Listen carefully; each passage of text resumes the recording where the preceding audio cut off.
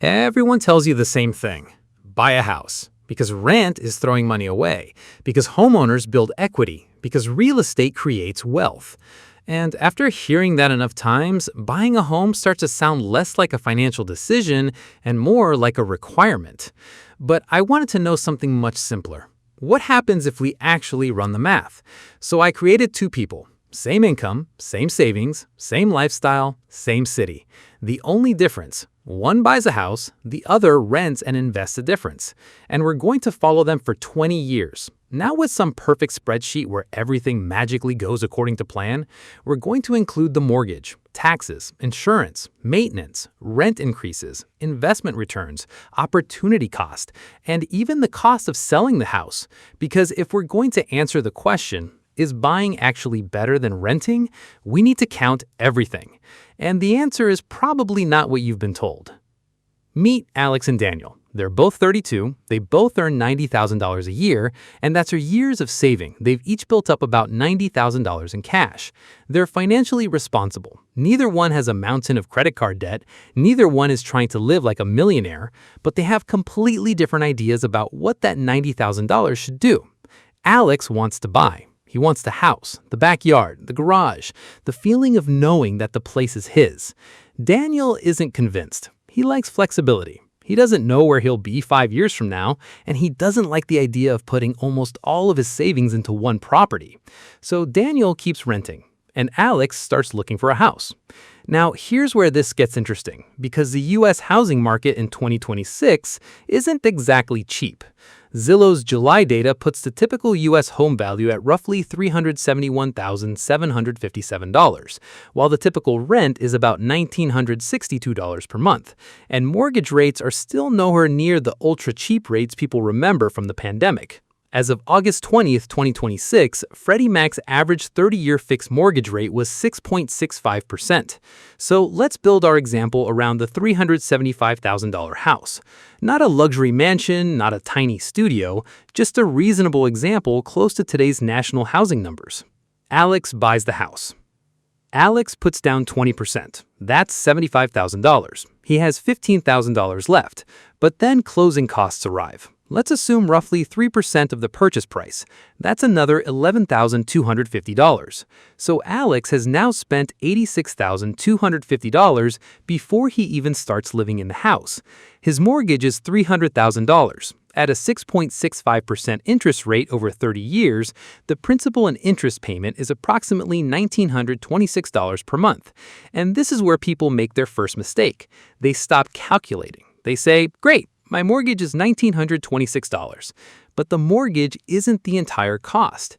Alex also has property taxes, insurance, maintenance, and eventually things break. So let's make a reasonable planning assumption. Suppose property taxes are about 1% of the home's value per year. That's roughly $313 a month. Homeowners insurance at roughly 0.4% would be around $125 a month. And let's reserve another 1% annually for maintenance. $313 a month.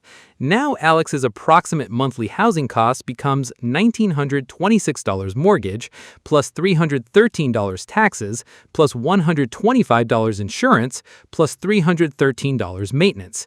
Total about $2,677 per month. And remember, this still doesn't include every possible homeowner expense. There can be HOA fees, major renovations, landscaping, appliances, unexpected repairs. But let's stop here, because now we meet Daniel. Daniel keeps renting. Daniel finds a comparable rental for $2,000. So immediately, Daniel is spending about $677 less every month. And he has another advantage. He didn't spend $86,250 buying the house. So instead, he invests that money. Let's assume he puts the entire $86,250 into a diversified investment portfolio. And then he invests the difference between his rent and Alex's housing costs. At the beginning, $677 per month. Now, I'm going to use a 7% annual investment return for our base case. Not 10%, not 12%, not some fantasy return designed to make renting look amazing. 7% is simply a hypothetical long-term assumption for the model. Actual returns will be different. Some years could be great. Some could be terrible, and Daniel has to keep investing through both. That's important because the spreadsheet doesn't panic when the market falls. Humans do. Year 1. At first, Alex feels like he's winning. He owns a house. Daniel is paying rent. Alex sees the mortgage payment and thinks, at least I'm building equity. And technically, yes. But here's something most people don't realize. In the beginning of a 30-year mortgage, a huge portion of the payment goes towards interest. Alex's first month's mortgage payment is about $1,926, but only a small portion goes towards reducing the loan balance. The rest is interest. That's not a criticism of mortgages. That's simply how amortization works. And then Alex has taxes, insurance, maintenance. Daniel has rent. But Daniel has something else, liquidity. His money is sitting in investments instead of being locked inside a house. Year 5. Now let's fast forward 5 years. Assume the house appreciates by a hypothetical 3% annually. That's not a prediction, it's simply our scenario. A $375,000 house growing at 3% annually becomes roughly $435,000. Alex's mortgage balance after 5 years is around $281,000, so his gross equity is approximately $154,000. That sounds fantastic, and it is real wealth, but there's an important detail. If Alex sold the house, he wouldn't simply walk away with the full $154,000. Selling a home costs money. Agent compensation and other selling expenses can take a meaningful chunk of the proceeds. So let's conservatively account for 6% selling costs in our eventual comparison. Now Daniel. His original $86,250 has been invested for 5 years. At 7% annually, it becomes roughly $121,000, and he's been investing the monthly savings along the way, so his portfolio can already be substantial. And suddenly, the renting is throwing money away argument doesn't look quite so simple, but then rent starts rising. Here's where Daniel's situation gets harder. His rent isn't frozen at $2,000 forever. Zillow's July 2026 data shows typical U.S. rent at about $1,962, up 2.3% year over year. So let's assume Daniel's rent increases by 2.3% every year. $2,000 becomes $2,046, then $2,093, then $2,141, and so on. Meanwhile, Alex's principal and interest payment stays fixed. That's one of the biggest advantages of a fixed-rate mortgage. His $1,926 principal and interest payment doesn't suddenly become $2,300 because the housing market had a bad Tuesday. But Alex's taxes, insurance, and maintenance aren't fixed. Those can rise too. So neither side gets a free pass. Year 10. Now they're both 42. Alex's house, assuming 3% annual appreciation, is worth roughly $504,000. His mortgage balance is around $255,000. That means roughly $249,000 in gross equity. After a hypothetical 6% selling cost, the usable equity would be closer to $219,000. That's a serious amount of wealth. But Daniel has been investing for 10 years. His original $86,250 at a hypothetical 7% has grown to roughly $170,000. And remember, that's before counting the additional monthly investments. Under our assumptions, his investment portfolio could be around $274,000. So at year 10, Daniel has more liquid financial assets. Alex has a house. And here's where the debate usually gets stupid. Someone says Daniel is throwing his money away on rent. Another person says Alex is throwing his money away on interest. Both are oversimplifying it, because housing costs money whether you rent or own. The real question is, what does each person get in exchange for that money? Alex gets something Daniel doesn't. He gets control of his housing. He can paint the walls, change the kitchen, stay as long as he wants. And if the house appreciates, he benefits from that appreciation. More importantly, he's using leverage. Alex put down $75,000, but he controls a $375,000 asset. If the house rises 3%, that's an $11,250 increase in the property's value. That's a return on the entire property value, not just his down payment. Leverage can accelerate wealth, but leverage works both ways. If the property falls, Alex feels the downside too. Daniel doesn't have that exposure. His investments are diversified across many companies. Alex has one major asset, one house, one neighborhood, one local housing market. That's concentration risk. Now, year 20. This is where things get really interesting. Alex is now 52. Daniel is 52. 20 years have passed. Let's keep our assumptions exactly the same. House appreciation, 3% per year. Investment return, 7% per year. Rent growth, 2.3% per year. The $375,000 house is now worth approximately $677,000. Alex's mortgage balance has fallen to roughly $168,000, so his gross home equity is around $509,000. But if he sells after a hypothetical 6% selling cost, that becomes roughly $468,000. That's Alex's approximate net home equity in this model. And remember, he still owns a home. Now look at Daniel. His original $86,250 at 7% for 20 years becomes approximately $335,000. But he also invested the monthly difference between renting and owning. Under our assumptions, his portfolio reaches roughly $604,000. So in this particular scenario, Daniel is ahead financially. But there's a giant asterisk, because this isn't a prediction, it's a model. Change the assumptions and the winner can change. What if the house grows faster? Let's say instead the house appreciates at 4% per year. That same $375,000 house becomes roughly $821,000 after 20 years. Now Alex's equity looks dramatically different. After accounting for the remaining mortgage and a hypothetical selling cost, his net equity could be around $603,000. Suddenly the gap becomes much smaller. And if appreciation is even stronger, buying can win. That's why anyone telling you renting always wins or buying always wins is selling you a slogan instead of doing the math. But there's another number people ignore. Time. This might be the most important number in the entire decision.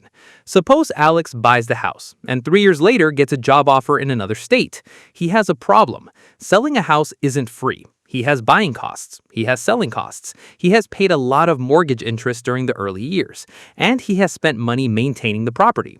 3 years may simply not be enough time for the house to overcome all those costs. Daniel, he gives his landlord notice, packs his stuff, and leaves. That's it. So buying becomes much more attractive when you're confident you'll stay for a long time. Renting becomes much more attractive when your future is uncertain. And then there's the biggest question. What happens to the renter's extra money? This is where the entire argument can fall apart, because Daniel's advantage exists if he actually invests. Imagine Daniel says, "I'm renting because it's cheaper." Great, he saves $677. Then he buys a new television. Then he upgrades his car. Then he takes a vacation. Then he starts eating out more. 20 years later, he has no $600,000 portfolio. He just has 20 years of receipts. And that is why renting isn't automatically a wealth-building strategy. Investing the difference is. If you rent and invest consistently, you can create enormous wealth.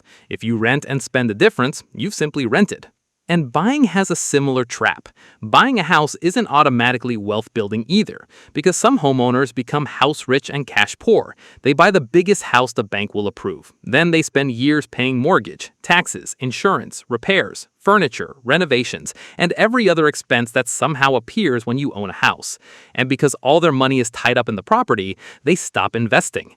Now they've got a beautiful house, but their retirement account is starving. That's not necessarily wealth building, that's concentration. So what does the math actually tell us? Let's simplify everything. Buying tends to become more attractive when you plan to stay for a long time. The price of the house is reasonable relative to rent. You can comfortably afford the full cost of ownership. You continue investing even after buying, and you're not stretching your finances just to say, "I own a house." Renting becomes more attractive when you're likely to move. Home prices are extremely high relative to rent. Mortgage rates make ownership expensive. You value flexibility. And most importantly, you actually invest the money you don't spend on housing. The price to rent test. There's a simple calculation you can use before making the decision. Take the home price, divide it by the annual rent for a comparable property. Let's use our example. Home price, $375,000. Monthly rent, $2,000. Annual rent, $24,000. Now, $375,000 divided by $24,000 equals 15.6. That's the price to rent ratio. It's not a magic number. It doesn't tell you exactly what to do, but it gives you a quick way to see how expensive the house is relative to the rent you're avoiding.